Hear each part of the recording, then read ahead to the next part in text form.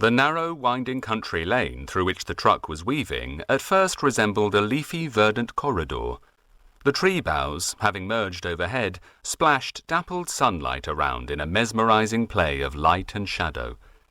The tall shrubs in the hedges flanked thickly the high banks, completely obscuring from view the fields beyond.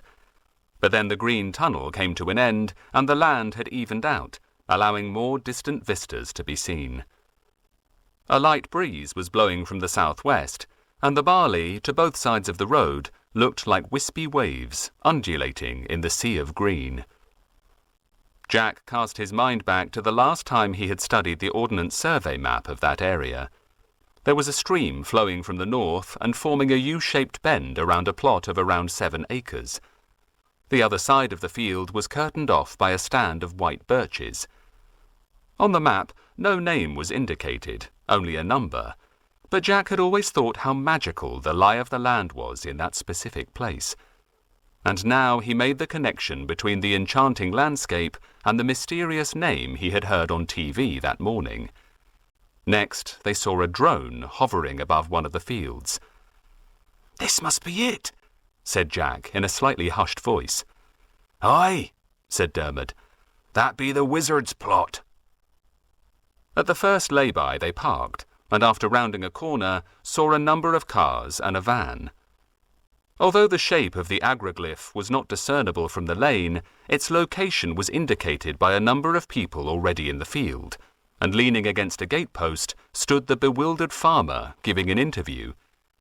Dermot, who had evidently known the old man, after raising his hand in a greeting, had continued towards the crop formation, while Jack lingered on by the gate. "Odds winderikins, there be a quiz for ye. Aye, a proper head-scratcher and all," said the farmer, and in confirmation scratched his head, topped with a shock of grey hair.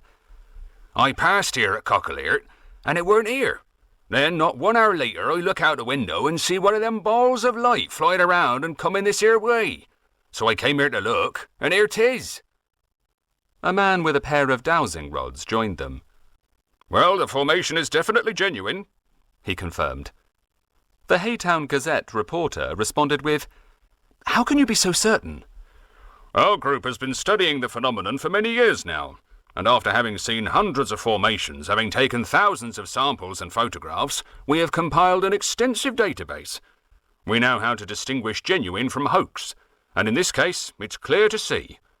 Firstly, there's the intricate way the layers are woven, and then the stalks are unbroken. Make no mistake, no boards were used here, that's for sure. The plants are still green and very fragile, but there's no evidence of anything mechanical having trampled over them.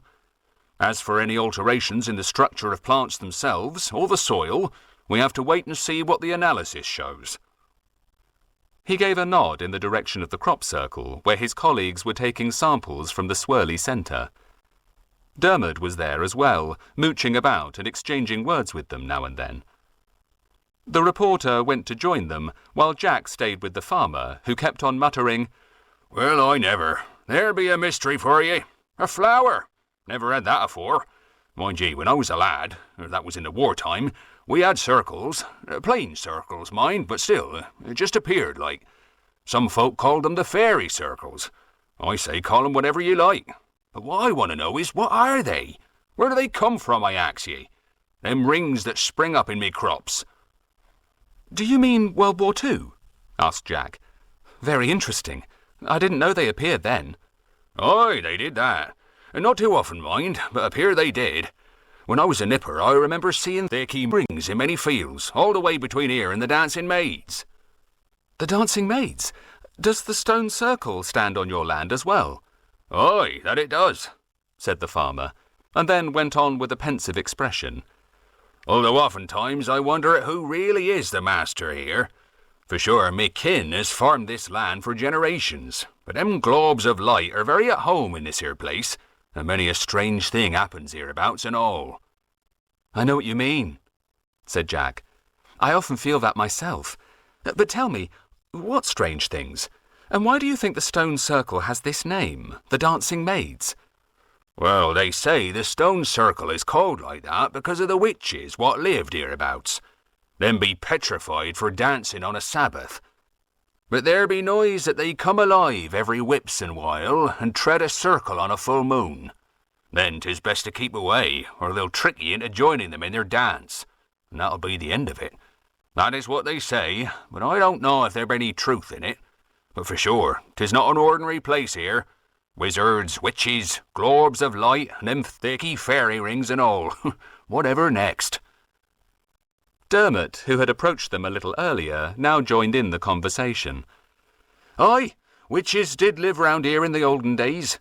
Women skilled in herbal lore and versed in all manner of arcane things, and for that persecuted they were.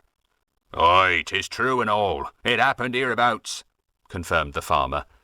A local woman, a midwife, was nearly killed while her husband and child had just vanished into thin air. That sounds familiar, said Jack. I seem to remember hearing a similar story in the Pipers.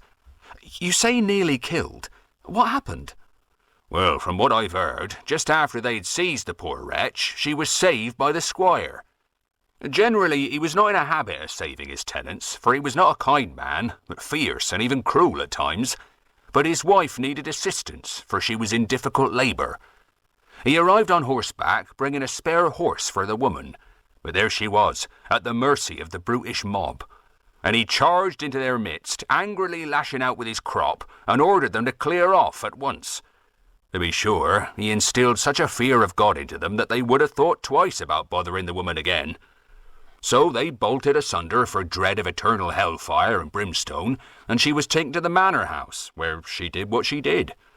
When she had finished with her midwifery things and had brought forth an heir for the squire, he gave her a gold coin, so chuffed he was, and then he sent her home in his carriage. And as she stepped out of the carriage, she wept, for by that time her hut had burnt down to cinders, and her husband and child were nowhere in sight. Don't know what happened to her afterward. There was talk that she'd gone up country, for they say she had never been seen in these here parts again. When did that happen? Asked Jack. And do you know where her cottage stood? The man rubbed his chin. Let me see now, he began.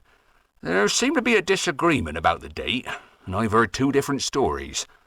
One says it took place in the mid-1600s, while according to the other, it happened later, sometime in the early 18th century. 1702 or thereabouts. I dare say you can find the date in the parish records if you look hard enough. They say 'twas the same year as what the last of the lintels got smashed. As for where it happened, well, there be no secret there. The man pointed his hand down the lane. See, if you carry on yonder that way, the road goes up and then comes down again, and then you'll come to a copse on your right.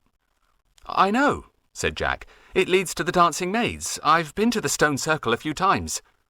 A local boy, are you? Asked the man, cocking his head to one side. Yes, said Jack. You might have heard of him. He be the one who farms hemp not far from here, said Dermot. The 9 pipers stand on his land and all. Oh, aye, said the farmer, reappraising his visitor in this new light. Me grandson spoke of ye. He also wants to grow hemp, and hemp grows well hereabouts.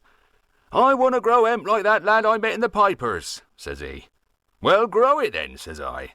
And he says, but I can't, not now. And I says, and why ever not? And he says, 'cause I ain't got the dosh for the licence, that's why.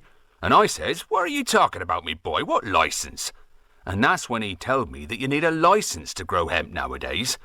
Well, I didn't believe him then, but now, what with the world being mazed as it is, methinks it can be true after all. He looked inquiringly at Jack. Jack nodded his head silently. Well, I never, exclaimed the farmer. Me Gadford telled me that our queen, that would have been Queen Victoria in his time, had used hemp for her ailments, and mighty useful she found it too. That's clear and sheer. Now me grandson can't grow it without having to pay for some paper first. What's the world coming to, I ask ye? Why don't them red tapers and paper spoilers keep them noses out of things that don't concern them and they know naught about? You've summed it up about right, said Jack. But tell me about the woman's cottage. Where was it exactly? Well, once you're in the copse and you face a stone circle, you'll see a great big oak tree standing in east, about 70 yards away from it. Well, that's where the cottage stood.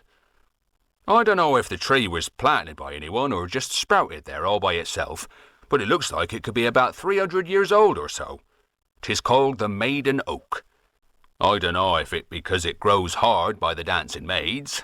I've heard that solitary oaks in fields are oftentimes called that anyhow. Them trees be enchanted, they say, and that's where the good people do them junketing and frolicking and all. But that's where the cottage stood, all right. In them days, there were only 2 other habitations in east the main village. The Winterbourne haystock, me farm and Thicky Cottage. And throughout the years I've found many a crock and such like around the oak. Globes of light are seen there a-floating all the time and all. And that's where the poor midwife lived. That be the story of her family. That's how 'tis told, so make of it what ye will. At that point, Jack did not know what to make of it. So he thanked the farmer, and treading the tram line, headed towards the crop formation, his hands brushing the wispy heads of barley as he went. Jack had been to a few crop circles before, all out of the area, and they had all had a special feel to them. This one was no exception. The moment he had entered the agroglyph, he felt a tingle all over. He meandered along the curvy paths before reaching its centre, which looked like an immaculate arena. The green heads of barley might raise themselves a little in time, but now they were lying absolutely flat, apart from a fluffy tuft in the centre of the swirl. The researchers were leaving, and Jack could enjoy the crop circle magic in solitude. He sat cross-legged, next to the fluffy tuft, and closed his eyes. At first he watched the purple light pulse slowly, as it often did. It was followed by a colour change. His inner vision was flooded with luminous green, the most vivid green he had ever seen in this world. The green was succeeded by all colours of the rainbow. And then he saw himself sitting there, with what had looked like snowflakes falling all around him. But no, it wasn't snow. It was petals, white petals with a hint of pink. He was showered with apple blossom. Some minutes had passed, and then he heard his name being called. On opening his eyes, he saw Dermot. He alone stood next to the farmer. The reporter and the researchers with their drone had all gone. Jack joined them and spoke again to the grey-haired man. "So, what are you going to do about this? Will you keep it, or will you have it cut down?" "I tell ye this, me boy, I did not put thicky flower here, so it is not me job to remove it. I know some folk destroy thicky things. They call 'em the mowing devil doings, but I say different. I feel 'tis an honour to have it on me land, and I need not suffer a loss. I'll put an honesty box here, and may all the good curious folk come and gaze in wonder. And come August, 'tis to be harvested together with the rest of the fields." Soon, Jack and Dermot were climbing back into the cabin of the truck. As they were driving off, they heard a noise approaching, a rumbling mechanical noise which grew louder and louder until it was quite deafening. Jack glanced at his companion meaningfully and looked out of the window. The sea of green barley was agitated as if in a great storm, and above the crop circle, a black helicopter hovered.